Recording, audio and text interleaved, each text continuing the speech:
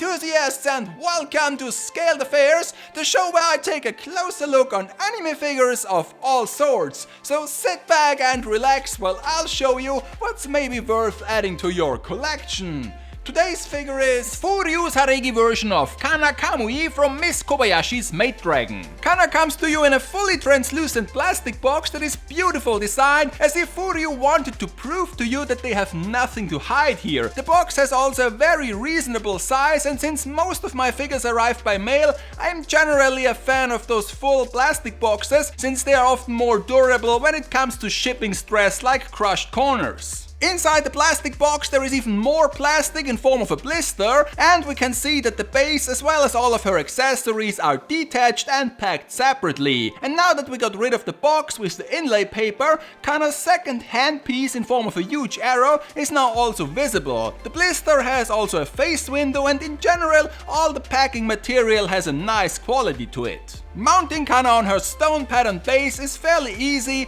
although for an upright standing figure the third mini pack on her right gaiter feels a bit unnecessary, and you have to be careful not to damage it. Also, since the surface of the base has a stone structure to it, you might still see those packs when you look at her from a low angle. As for the base itself, they did a good job design wise by giving it this honeycomb shape with a stone pattern instead of just a plain looking round plate. Also, you might notice that the only mounting points on it are for Kanna herself, and that there are no pack holes for the accessories. You would assume, since these are just bystanding items, that you place them loosely on each side, but FuRyu went beyond the call of duty by implementing two magnets into the stones so that the daruma and the bamboo arrangement will be held in place even if you tilt the figure. I will talk about all of Kanna's accessories and exchangeable parts in more detail in just a minute, but first let's have a quick overview. On the right side I've compiled some of the key specs for this figure.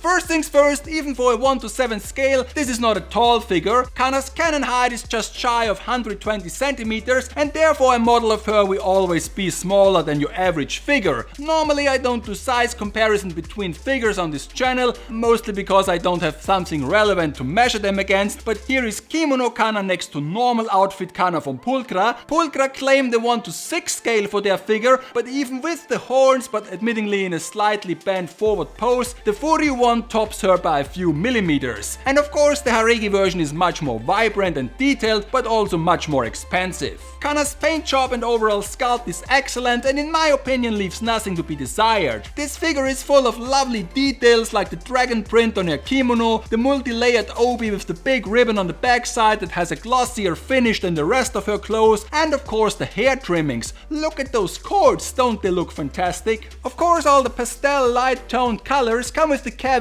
of being unforgivable to paint errors and scratches of all sorts. Like most mass-produced figures, little Kanna is far from being flawless in regards of her paint job, but keep in mind that this is a show that shows the figure in a well-lit environment filmed by a high-resolution camera. In a real-life scenario one does not look at their figures that closely. If I had to point towards an area where the paint job as well as the mold got a bit rough, it's where both sides of the kimono come together. Kanna's facial expression is by design a bit droopy looking, but of all her releases thus far, I like this expression the most. Her eyes are much more detailed and vibrant as some of her other models, and her blush is much more salient. As for the second facial expression on this figure, well, it's a gag face after all, but sure, I always wanted to have the Aigao face of an 8-year-old to accompany one of my figures. The good thing, and this is my segue into the prop section of this video, is that you just can remove the Riku Daruma without any hassle, since it just sits there on the base without any pegs. Same goes for the traditional New Year's bamboo arrangement. Both of these accessories are very well crafted, and since they are so versatile, they might even be useful for photographers like me to put them into other settings as well. In addition to the base props, you can also exchange Kanna's left hand to let her hold one of those oversized good luck arrows. Once again, look at the fine details of the cord and the lovely painted sign on it. And if you bought Kanna as a shop exclusive, you will also receive a separate right hand with a paper bag that can be exchanged for her more traditional kimono purse. I didn't do this, but here is a picture of what would it look like.